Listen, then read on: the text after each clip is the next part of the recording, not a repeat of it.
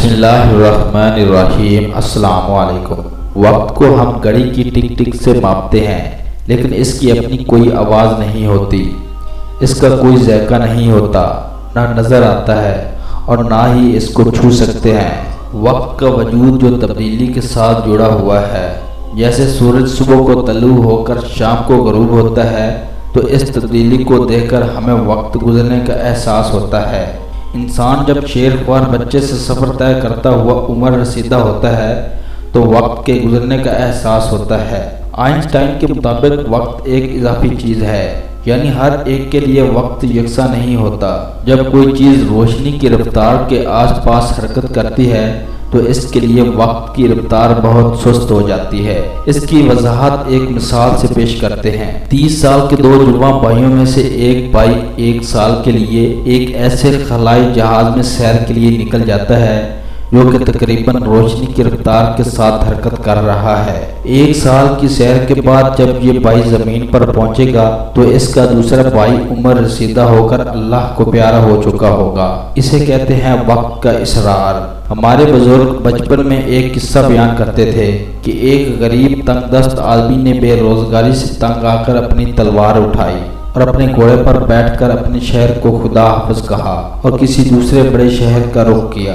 شام کو ایک چھوٹی سی بستی میں پہنچا تو وہاں ایک سرایہ نظر آیا۔ یہ آدمی بھوکا پیاسا اور بہت تھکا ہوا تھا۔ اس کے پاس کوئی نقدی بھی نہیں تھی۔ سرا کی مالکن ایک نیک اور رحم دل عورت تھی۔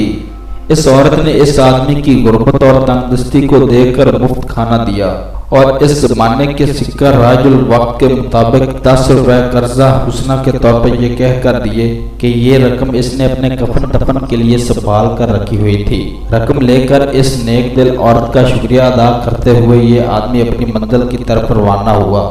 ایک بڑے شہر پہنچ کر اس کو بڑا اچھا روزگار میسر آ گیا۔ دن رات کی محنت رنگ لائی اور کچھ عرصے بعد اس آدمی کے پاس کافی رقم جمع ہو گئی۔ ایک دن اس کو خیال آیا کہ اس نیک دل عورت نے اپنی ساری جمع پونجی قرضہ حسنہ کی شکل میں مجھے دے دی تھی، تو اس رقم کو واپس لوٹایا جائے۔ یہ سوچ کر یہ آدمی اس عورت کی طرف روانہ ہو گیا۔ یہ جب اپنی منزل مقصود پر پہنچا تو دیکھا کہ عورت بستر مرگ پر پڑی تھی اور تھوڑے ہی وقت میں اس آدمی کے سامنے ہی عورت کی روح برباد کر گئی۔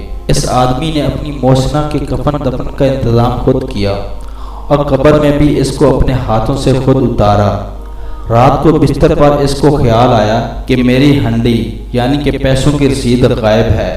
بڑا پریشان ہوا اور سوچتے سوچتے اس نتیجے پر پہنچا کہ عورت کو دفناتے وقت یہ رسید قبر میں گر گئی ہوگی۔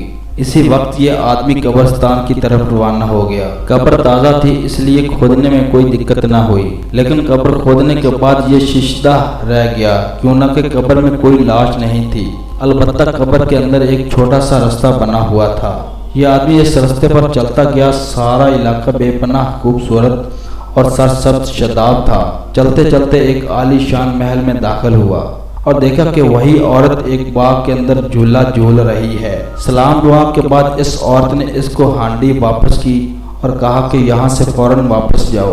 جب یہ آدمی قبر سے باہر آیا تو باہر کا نقشہ بدل چکا تھا۔ اس سرائے کا نام و نشان ہی غائب تھا۔ بہت تحقیق کے بعد اس کو پتہ چلا کہ قبر میں اس نے جو چند لمحے گزارے تھے وہ اس دنیا کے 300 سال کے برابر تھے۔ اب یہ آدمی بے قرار ہو گیا اور اس کی سوچ بچار نے کام کرنا چھوڑ دیا تھا۔